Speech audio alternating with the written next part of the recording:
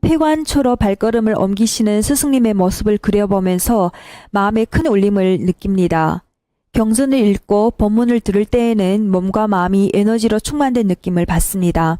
하지만 제 자신에 대해 생각해 봤을 때 관찰력이 부족한 편이고 표현력이 참 부족하다는 생각이 듭니다. 마치도 어떤 상처에 묶여 그 에너지를 잘 사용하지 못하고 있는 느낌이고 생활을 대함에 있어서도 자신감이 부족합니다.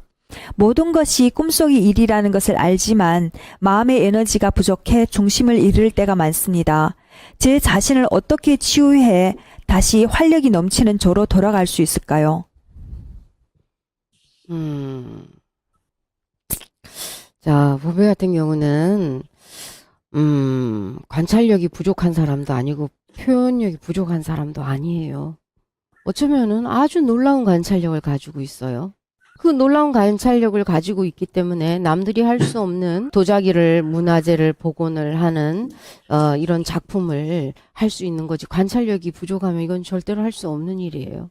이런 것이 부족한 것이 아니라, 용기, 어떤 것에 대한 용기냐면, 자기 의사 표현을 할 수 있는 방법을 그동안에 연습을 하지 못했다는 거야. 어린 시절부터 자기가 생각하고 있는 것들을 부모에게나 또 친구들에게나 누구에게 자연스럽게 표현할 수 있는 자기 의사를 전달할 수 있는 연습이 부족해 있기 때문에 지금 이제 어른이 되었는데도 엄마가 되었는데도 자기 마음속에는 그게 있는데 이게 바깥으로 잘 나오지를 않는 거예요. 이런 상태에서는 스님이 항상 말하듯이 말이 필요 없이 서로의 마음을 알아차리는 사람들끼리 사는 세상에 있으면은 참 좋지만 이 세상은 세상에 살아가는 사람들은 상대가 어떤 말을 하고 표현하는 것을 가지고 상대가 이런 상태구나. 이 사람 이런 마음을 가지고 있구나. 이것을 알아차리는 세상에 살아가고 있기 때문에 지금부터라도 이 연습을 해야 될 것 같아요. 부모님하고나 시부모님하고나 남편하고나 이 소통이 되지 않는 게 저 사람들이 내가 이 마음속에 있는 내 마음을 뭐 자기들이 알아서 해주면 좋은데 그게 다 알아서 해줄 수 있는 게 아니거든. 그러면은 뭐야, 나 혼자 마음이 상하는 거야. 그러다 보면은 좋은 말이 안 나가겠지. 좋은 표정이 안 나오겠지. 그치? 내 감정이 올라오기 전에 상대에게 내가 이런 하니까 내 의사를 전달을 하게 되면 그때는 감정이 안 섞이거든. 근데 나를 못 알아줬을 때는 이제 그 다음부터는 이제 감정이 올라온단 말이야. 부모한테도 무조건 부모가 하라는 대로 따라주는 게 효가 아니야. 살아가는 삶 자체가 다 다르고 부모와 자식도 다르고 성격도 부모의 성격과 또 내 성격이 다르고 우리가 추구하는 바도 부모가 추구하는가와 내가 또 추구하는가 다를 수가 있어요. 그렇기 때문에 자기 의사를 분명하게 전달할 수 있는 감정이 섞이지 않게 섞이기 전에 내 감정이 올라오기 전에 내 의사를 분명하게 전달할 수 있는 이 표현력을 키우는 거 아주 중요한 것이에요. 왜 이 연습을 해야 되냐면 너 혼자의 이 이치가 아니라 네가 어머니가 돼 있기 때문에 너의 그 모습이 똑같이 너의 아들에게로 전달해서 너의 아이도 네가 이걸 바꾸지 않으면 너의 아이도 똑같이 표현하고 전달하는 이게 부족하게 될 수밖에 없어. 스승은 제자들의 거울이 될 수밖에 없고 부모는 자식의 거울이 될 수밖에 없어요. 그렇기 때문에 지금은 너 혼자만의 이치가 아니라 너의 그 부족한 부분이 너의 아이도 똑같이 엄마를 따라갈 수밖에 없어. 보여지는 게 다거든. 부모가 다거든. 아이들한테 보여지는 그 세계는 부모가 최고단 말이야. 그렇기 때문에 너의 아이도 표현하는 방법이라던가 이게 너처럼 그렇게 됐다고 생각을 해봐. 그러면은 바르게 아이를 인도해 주는 게 아니거든. 네 상처가 참았다 그냥 폭발을 하게 되면 다른 사람들은 이제 의아해하는 거야. 이렇게 안 해도 되는 걸 왜 이렇게까지 감정을 폭발을 하는가 또 이렇게 생각을 할 수 있거든. 첫 번째는 네 마음을 상대에 표현하는 그 연습을 지금부터 해야 되는 거고, 두 번째는 뭐냐면 마음속에 그 에너지를 끌어올리지 못하는 이유는 뭐냐? 그거는 네 자신을 진짜 믿고 있지 않기 때문에 그런 거야. 태산 같은 자부심으로 누움풀처럼 자신을 낮추라 이런 말 스님이 이제 많이 얘기했지, 그지? 지금은 있잖아, 스님이 너한테 바라는 거는 수행은 뭐냐?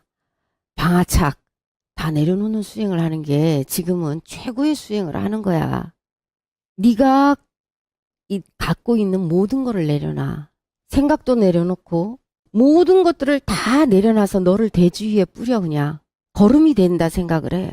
지금은 생각이 엄청 많거든? 아기를 키우면서도 앞으로 네가 해 나가야 되는 일들, 뭐 여러 가지들이 생각이 너무 많은 거야. 너네 아기가 5살이 될 때까지는 무조건 눈을 감아도 눈을 떠도 니네 아기한테만 집중을 한다 생각해. 엄마가 가장 중요하게 해야 되는 그 시간이 바로 이 기간이야. 네가 일을 갖고 하는 이런 모든 것들은 5년 후에 그때 가서 생각을 해도 네 뭐를 해도 네가 해나갈 수 있는 아주 훌륭한 능력을 가지고 있는 사람이야. 앞으로 너의 일에 대한 그런 불안함, 초조함 이것도 다 내려놔야 돼. 네 5년 후에 아기를 이제 유치원을 보내고 이제 그때까지는 이제 어느 정도 아이가 인성이라든가 어머니에 대한 어떤 자기의 어떤 이런 세계가 만들어져야 되는 그 시기인데 어머니의 역할이 너무너무 중요한 시기야. 이 시기를 지나고 나서는 네 뭐를 해도 네가 할 수 있는 능력이 되고 재능이 있는 사람이니까 절대로 걱정을 할 필요가 없어. 그때 일을. 부처님께서 이 아이를 통해서 네가 이건 스님도 너를 지금 수행시킬 수 없는 부분을 니네 아들이 너를 수행시키게 만드는 중요한 수행을 하고 있는 거야.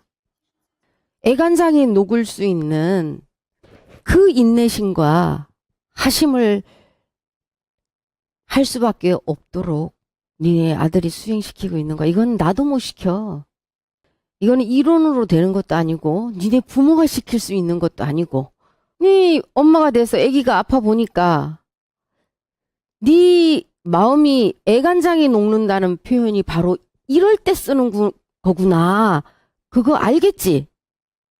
네가 엄마가 안 돼봤으면 그거 어떻게 알겠냐? 스님이 말한다 그랬는데 그렇겠지 그렇지. 네가 절실하게 그때 그 마음이 바로 이 마음이구나. 이거 알겠어? 그 아기가 고열이 나고 열도 떨어지지 않고 막 이랬을 때 그때 네 심정이 참 내가 대신해 줄 수 있는 것도 아니고 아무것도 해줄 수 없는 거야. 이 엄마가 그야말로 진짜 이 애간장이 다 쓸어내리는 그 마음을 네가 어렸을 때 또 너희 엄마도 너를 보면서 그랬을 거야. 이런 실전적인 경험을 네가 했을 때에 이게 진짜 어른이 돼가는 것이고 성숙돼가는 것이 뭐 그냥 나이가 먹어서 성숙돼가는 게 아니야. 얼마나 많이 기다려야 하고 얼마나 많이 인내심을 가져야 되고 얼마나 많이 내려놔야 되는 것인가를 자식을 키워야지 그 속에서 정말로 그 인내심과 기다림이 무엇인지 이거를 정말 내려놓아야 되는 것이 무엇인지 이거를 거기서 절감할 수 있는 거야. 애를 키운다고 그냥 네가 집에 있는 게 아니라 정말 그 아이를 통해서 진짜 수행을 하고 있다고 생각을 하고 아들과 네 아이와 도반이라 생각하고 때로는 네 아이가 스승이라 생각하면서 5년의 기간은 다른 것을 하지 말고 이 아이한테만 최선을 다해서 집중을 하면서 수행을 해.